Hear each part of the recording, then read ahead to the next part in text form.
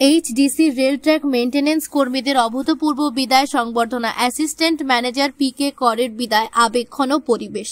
হলদিয়া doc কমপ্লেক্সে rail track maintenance শ্রমিক ও ওয়ার্কারদের এক ব্যতিক্রম ও জাঁকজমকপূর্ণ উদ্যোগে আই&সিএফ বিভাগের বিদায়ী অ্যাসিস্ট্যান্ট ম্যানেজার পি.কে. করের উষ্ণ সংবর্ধনা জানানো হয়। প্রত্যেকে ফুলের মালা পরিয়ে তাদের প্রিয় আধিকারিককে সম্মান জানান। এই ধরনের জমকালো বিদায় সংবর্ধনা প্রথমবার একজন অ্যাসিস্ট্যান্ট ম্যানেজারের জন্য আয়োজিত হওয়ায় এটি একটি বিশেষ তাৎপর্যপূর্ণ ছিল।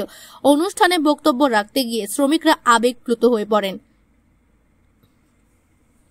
তারা জানান, পি.কে. কর কেবল একজন আধিকারিক ছিলেন না, তিনি অভিভাবকের মতন।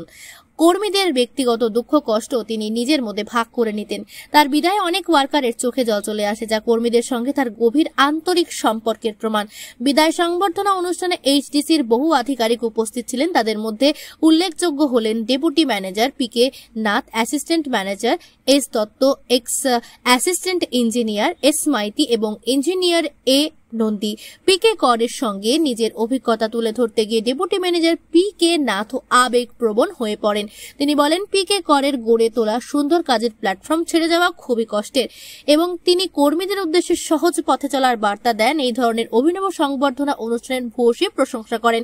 পি.কে. নাথ নিজেও বিদায়ী পি.কে. কর সাহেবকে সংবর্ধনা জ্ঞাপন করেন। পি.কে. কর বলেন, এইচডিসি রেল ট্র্যাক শ্রমিক বৃন্দদের এমন অভিনব বিদায় সংবর্ধনা অনুষ্ঠান আগে হয়তো কখনো হয়নি। কর্মীদের এই ভালোবাসা তিনি সারা জীবন মনে রাখবেন। রেল প্রথম থেকেই এখানে port cargo, non port cargo আছে, non port cargo street, port cargo variable, এইসব করে একটা মোটামুটি প্রফিটের জায়গায় রেল, এইটা যদি অন্য কাউকে দিয়ে দেওয়া হয় প্রফিটটাই চলে যাবে।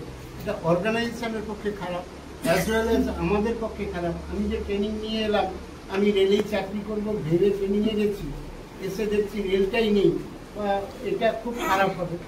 এইসব কারণে সবসময় আমাদের লড়াইটা ছিল।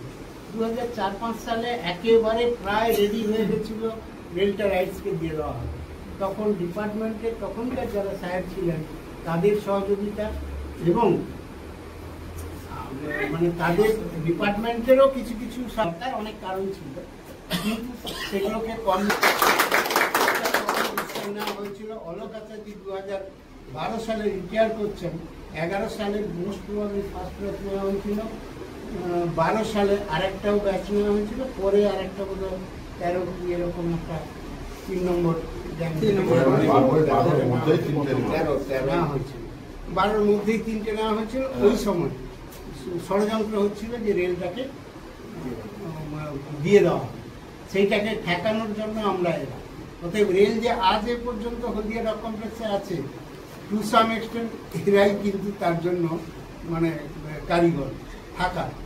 তো আজকে রিটায়ার তো নিয়ম অনুযায়ী হতে হবে। সাহেবের এই বিদায় সংবর্ধনা যা হচ্ছে রেলের তরফে, দেখে আবার ইউটিউবে রিটায়ার হয়ে যাচ্ছে।